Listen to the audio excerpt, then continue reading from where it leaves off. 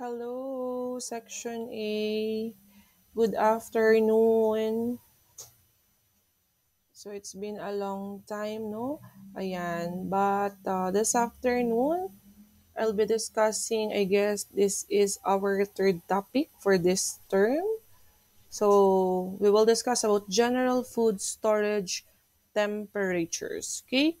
So for our learning objectives, at the end of the session, the students must be able to identify general food storage temperatures and to describe reasons for storing food at the right temperatures. So, a quick reminder lang, students, that our prelim examination will be on it's March 7 next week, Friday. So, I'll be conducting your prelim exam, which is written exam. So do not forget to have a review for those three recorded lesson, no, na send ko sa inyo or na-publish natin sa G-Class. Okay? So, here we go. Let's start. So, here are the reasons to store food or ingredients. So, number one, as you can see here, it prevents foodborne illness. Okay?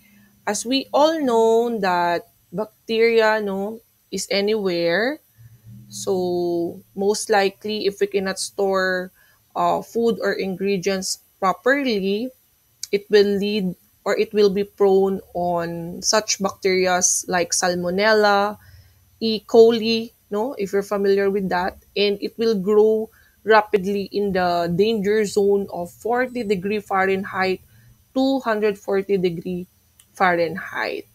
Okay? So, ayun yung nagkukos class ng foodborne illnesses natin because bacteria or any type of species can we um, check that through soil, it can be through air, what else? Or anything, no? Na makikita natin sa paligid or especially in the kitchen or food preparation area natin. Andyan lang sila. So, might as well to to store food properly in order to avoid foodborne illness. As well as another thing that we need to consider for the reason to store food is of course to prevent food from becoming unsafe. Okay? So, lahat naman tayo, no, is hindi natin gusto na makakain ng mga pagkain that we know at the end of the day magkukos sa atin ng danger. So, in order to prevent food from becoming unsafe, we need to practice the freezing processes or put it inside the refrigerator because the bacteria will slow down when it comes to its movement and it become um, active again after thawing. Okay? So, which means, kahit ilagay po natin siya sa freezer or sa rep, regardless of what are the ingredient or food na minimension ko, pwedeng cook or uncook, nai-slow natin yung bacteria, yung movement ng bacteria, no? Na pwedeng nasa pagkain na mismo or pwedeng nasa paligid lang. So, kapag labas niyan sa ref, no, or after natin siyang i-store, nagiging active siya ulit. That's why nga, di ba, kapag ang pagkain, ipe-prepare na natin siya, as much as possible, lutuin na. Huwag nang itiwangwang pa sa lababo or somewhere. Kasi kahit naka-cover yan, nagmumultiply ng ganong kabilis yung bacteria. Okay? Another thing that we need to consider for the reasons for storing food is also to prevent spoilage or yung pagkapanis. Okay?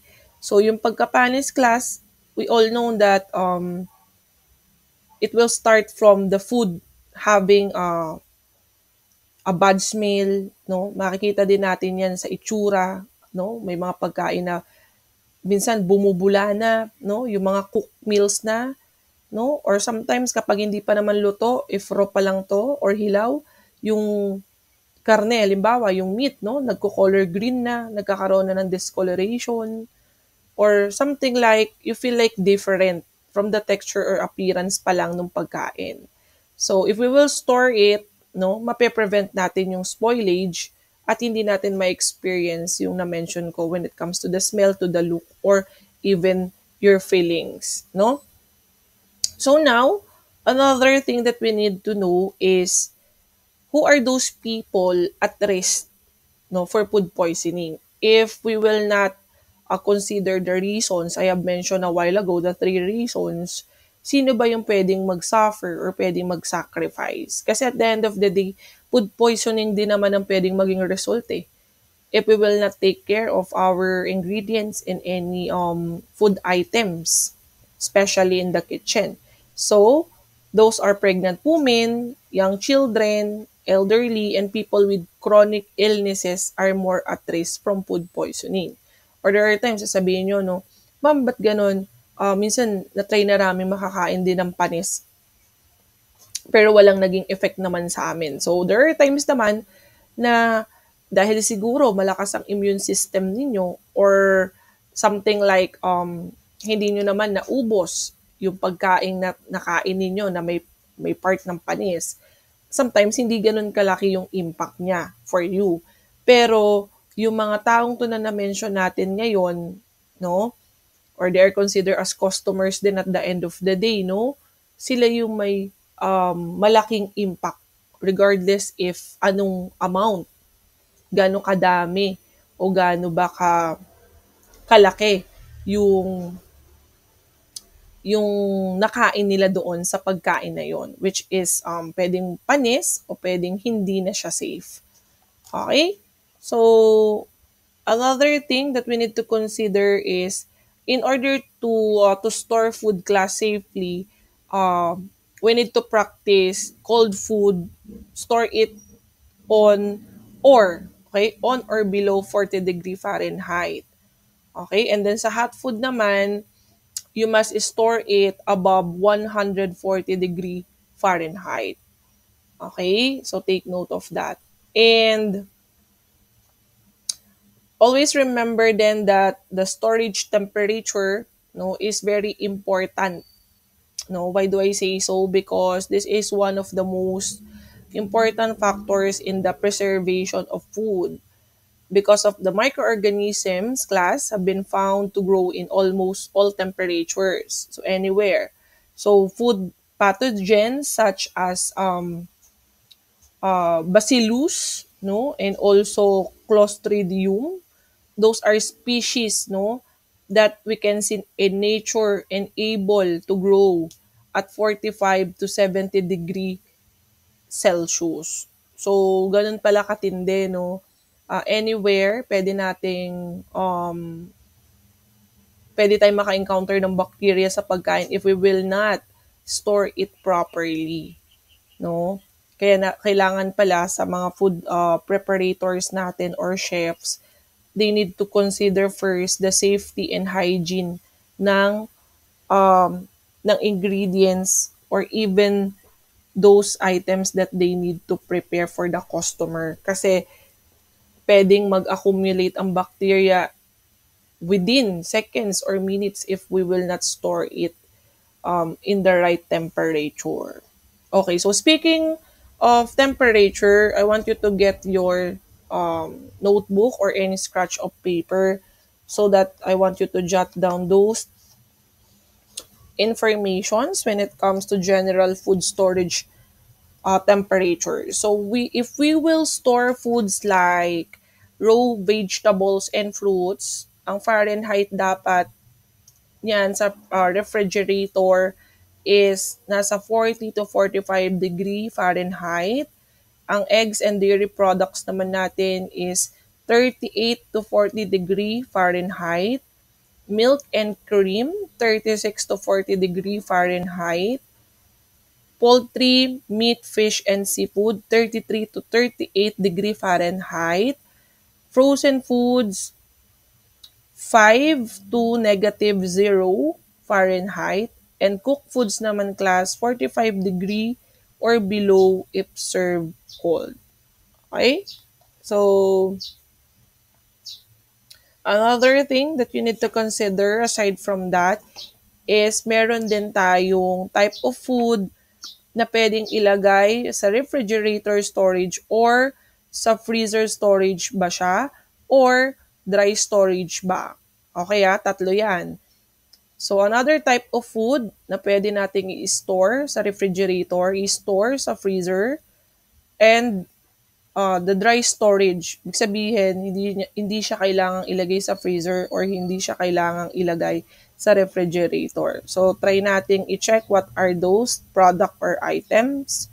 So, once we have roast steaks or chops, sa refrigerator storage niya, 32 to 40 degree Fahrenheit, and then kailangan lang niyang tumagal ng 3 to 5 days. Okay? And then we have also ground meat, ham, chicken, and turkey. You need to freeze that 0 degree Fahrenheit or below, and it will last for 3 to 4 months for ground meat, 4 to 6 months for ham, and for chicken and turkey naman is kayang tumagal for 6 to 12 months. Okay? So, next natin, we have fish and shellfish. So, hindi natin siya pwedeng i-dry storage, under ng dry storage. Okay? So, it's either pwede siyang sa refrigerator, pwede ding sa freezer. So, yung fish and shellfish natin, no, sa refrigerator, need niyang magtagal 2 to 3 days lamang po. Okay? So, 3 to 6 months naman pag nilagay natin siya sa freezer. Fish and shellfish. And we have also frozen eggs. Sa refrigerator storage natin, it will last 1 to 2 days. And then, kapag nilagay natin siya sa freezer, it will last for 9 months. Okay? So, next natin, we have fresh fruits and vegetables that will last sa refrigerator ng 5 to 7 days. And then sa freezer, it is not recommended po. Okay? As well as canned fruits and vegetables po are not recommended for freezer. And you will not put it sa refrigerator din. No? Yung mga canned fruits and vegetables natin. So, nasa ano lang siya, nasa labas lang ng ref, so dry storage siyang mako-consider for up to 12 months. Ayan. So, we have also dried, no, it's not dried, cooked leftovers. So, like vegetables. So, yung vegetables natin sa refrigerator, it will last 3 to 4 days. Cooked leftovers tong binabanggit ko ha. Cook leftovers, vegetables, 3 to 4 days. And then, sa freezer po is not recommended. Okay? And fish, poultry, and meat naman, 3 to 5 days sa refrigerator. Freezer storage not recommended as well. Cook rice, 1 week. Seafood, refrigerator storage again is 2 days. Soups and stews is 3 to 4 days din sa refrigerator storage natin. And other stuff or any stuff meal natin, yung may mga fillings. So for example, if you will create or prepare lumpiang Shanghai, hindi mo pa siya ipiprito, gusto mong the other day, 1 to 2 days lang pwede siyang mag-last sa refrigerator. But it is not recommended din for the freezer storage. Okay, so this is the recommended storage and temperature and times for different food. So, pwede nyo siyang ulitin ulit pakinggan para ma-jot down nyo ng maayos. Okay? So, what else? I will add also when it comes to what do you call this one? The potentially hazardous foods, no? Na mapapansin natin sa mga napapamalengke ninyo or pwedeng sa mga restaurant kitchen setting, no? What are those typical food na very at high risk, no? Sa spoilage or pwedeng salmonella or any bacteria and so on. So those which foods under favorable conditions with harmful bacteria and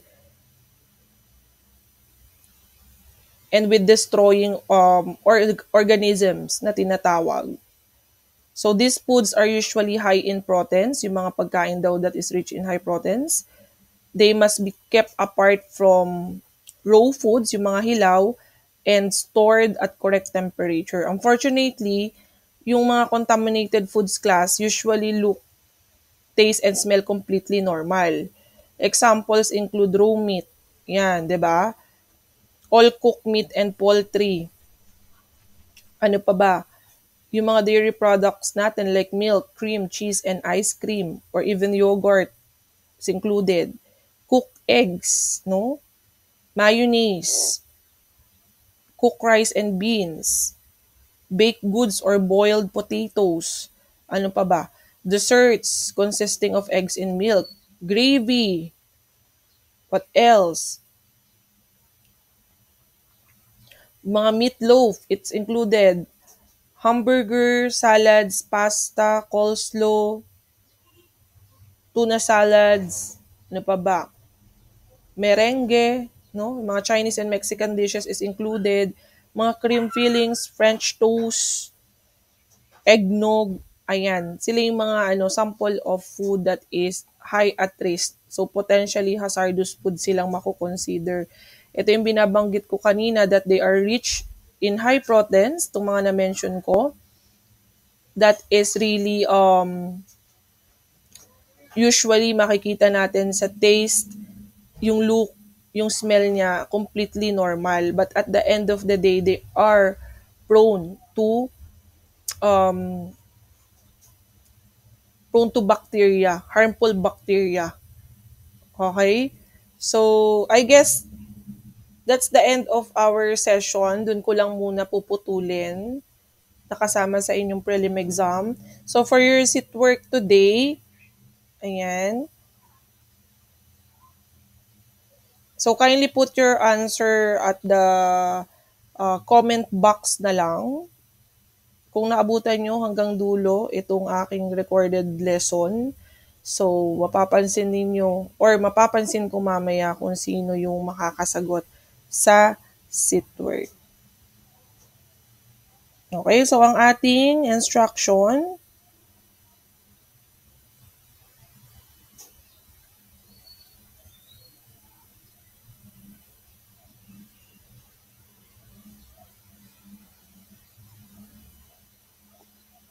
okay, so for your sit work, I want you to search the pictures of the following food or items I've mentioned that is with high high risk or what we can consider as high protein foods. So yung mga na-mention ko kanina, just search a sample pictures of those foods and then kindly attach it sa ating comment box. And another one is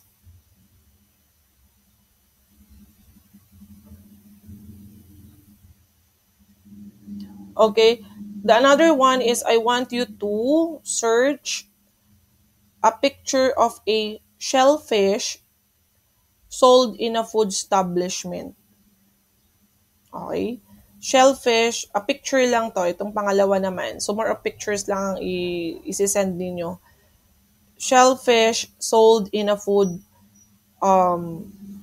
establishment. So, may gusto lang ako makita dun sa research ninyo pagdating dun sa process on how they will sell shellfish sa food service establishment. Okay? So, if you have question and clarification, Pwede naman po tayong mag-PM. Pwede kayo mag-message sa akin to ask po if may malabo po sa instruction. So that's it for today. Thank you so much for listening on our quick discussion this afternoon. Goodbye and God bless everyone.